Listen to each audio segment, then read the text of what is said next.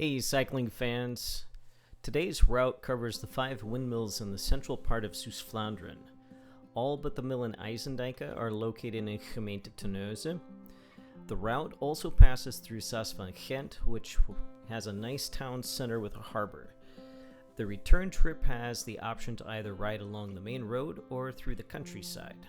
The farm roads I find are very scenic, though maybe not the fastest and sometimes less perfectly paved than along the main road. It really depends on what type of riding experience you want. Our first stop today is the Mullen IJsendijk named Dvidufer. The traditional white-clad Mullen IJsendijk was built in 1841 as a ground sailor with Flemish characteristics, in particular the roof construction. The municipality bought the mill in 1959. It has 5 attics and was used for grinding until 1931. After a rod broke that year, the mill was dismantled. The mill was restored with ill-fitting used parts in 1965. While it once again could operate, the poorly fitted parts meant it was a bit of a hot mess. In 1985, the mill got a new grinding stone and a number of other upgrades and could properly operate again. It's now open often on Saturdays, and you can buy flour there. I also seriously considered buying the house at the foot of the hill the mill stands on. Great garage, super cool location next to a mill, but the house was overpriced and kinda needed a bit of an interior facelift.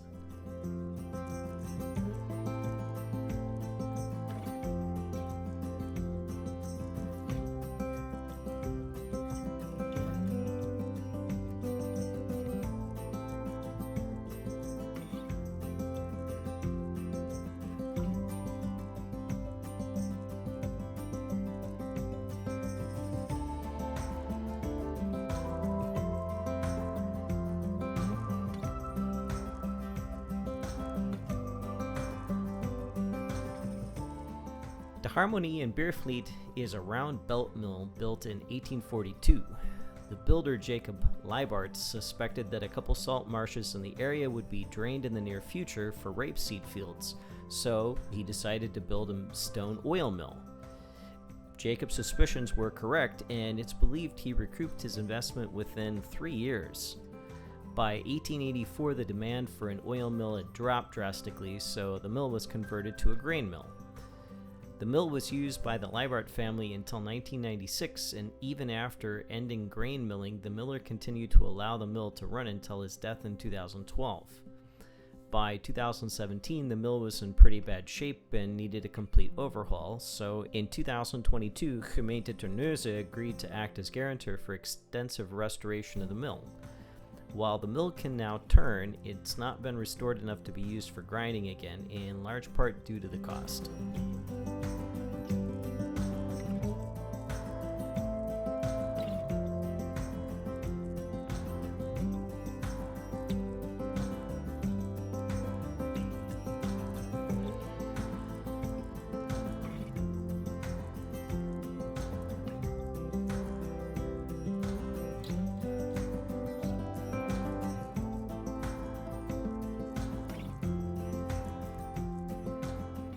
Named Vindelust, the mill in Hoek is yet another flour mill built in 1857 to replace a post mill. Vindelust reused a number of parts from the old mill in true thrifty Dutch fashion. Part of the thriftiness was also because they were running short on money. In addition to reusing parts of the old mill, they also used wood left over from the renovation of the nearby church. The mill was in operation until 1958 and then sat and decayed until 1979 when it was completely restored and the dilapidated buildings around it were demolished. By 2000 it fell again into bad shape and milling had to largely stop until 2011 when extensive restoration was again completed. However, the mill nearly burned down in 2015 when the nearby church caught fire, but thanks to the direction of the wind it was spared. It's open for visits Saturday afternoon, like many mills in the area.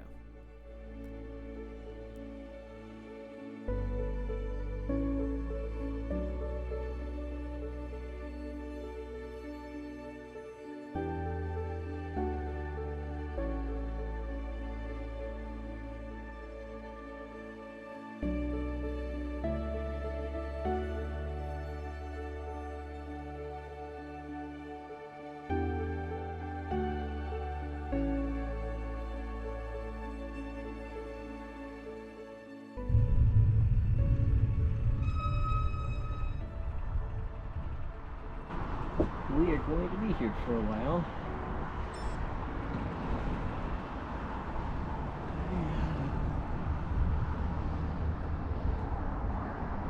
This is the main shipping canal between the Westerschelde in Terneuzen and Ghent. And I will come by this canal again when I'm in Sasvan Kent.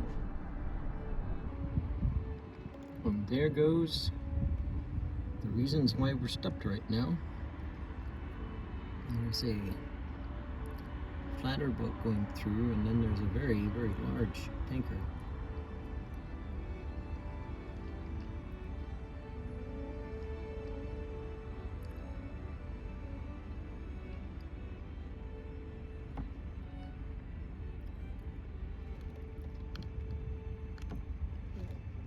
It wouldn't surprise me if a couple more come through before they bring the gate back. Or maybe not. It looks like it's actually moving back already. That would make this one of the shortest times that I've ever sat waiting here. The red boat looks like it's not carrying any cargo at the moment.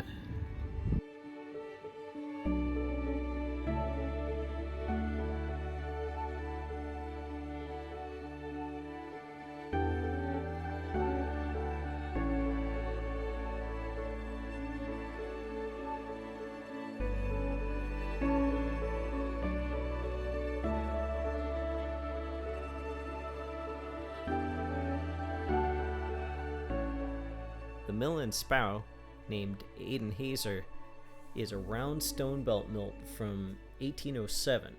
It was in use as a flour mill until 1952. The backstory on this mill, however, is really interesting.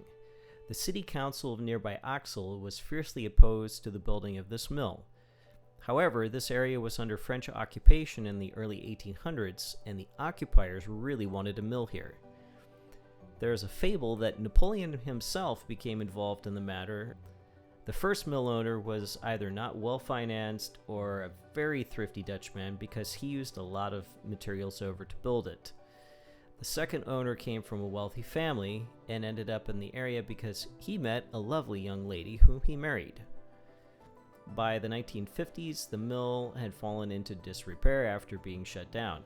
The first restoration starting in 1964 was largely a facelift.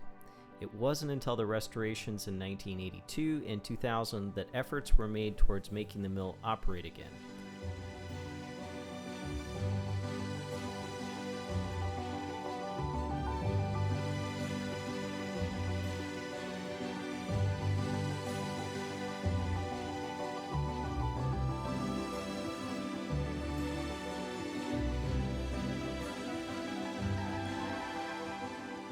Speaking of the town of Axel, the Stadsmolen in Axel was originally built in 1750 for the city council.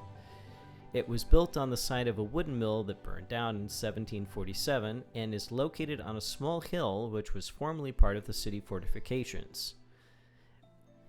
It's the Netherlands. If there is a hill, it's probably man-made. The original mill was turned into a mechanical mill in 1911. This mill was damaged in a fire in the 1950s and left as a whole until restoration began in 1998. Like all mills in Zeeuws-Vlaanderen, this was and still is a grain mill. The mill is again operating and can be visited on Saturdays from April to October. It also occasionally is used for small wedding parties. That concludes all of the mills on our tour, but I did pass through one more interesting thing on this route, and that's the town of Sasvan Kent, which was developed in 1549 when Emperor Charles V gave permission for a canal to be dug between Ghent and the Sasvaart. A lock was installed in this location. Sasvan Kent has changed hands quite a few times, being taken over first by the Spanish, who captured it and further fortified it by adding a castle. And then in the course of the 80 Years' War in 1644, it was returned to Dutch hands and expanded to one of the strongest strongholds in all of Europe. In 1679, a tide mill was installed that operated as a grain mill until as recently as 1930. There were 2 French attacks, the first in 1747, and at that point they set the town on fire. When they came back in 1797, they started dismantling the fortifications. The destruction wasn't complete, though, until 1930, when the city put the unemployed to work taking down what was left. The remains of the tide mill, however, are still there, somewhere. In 1823, the existing canal was extended all the way to Terneuzen, and later massive locks were built in Terneuzen, making the locks in Sasvan Kent completely obsolete. In fact, one of my favorite things to do is to go and stand and watch the boats go through the locks in Terneuzen.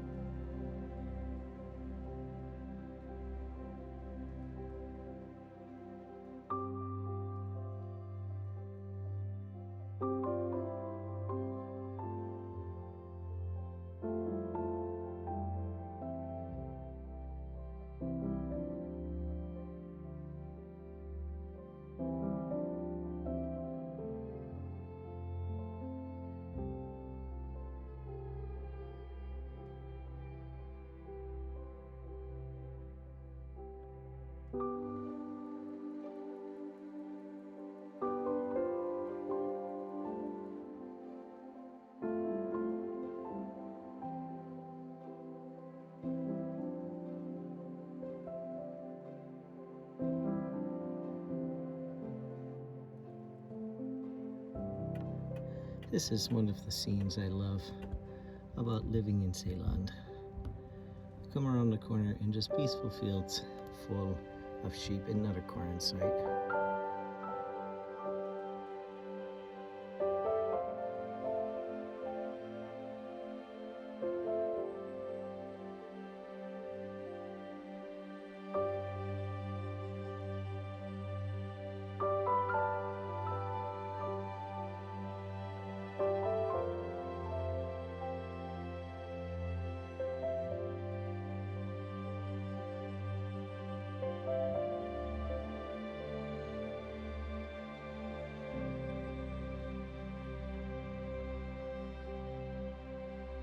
As promised, the rest of the ride is just a nice quiet route through the fields of West Zeeuws-Vlaanderen. Thanks for joining me to experience more of the very nice cycling in my new homeland, and come check out the route here sometime. Thanks for watching. Bye!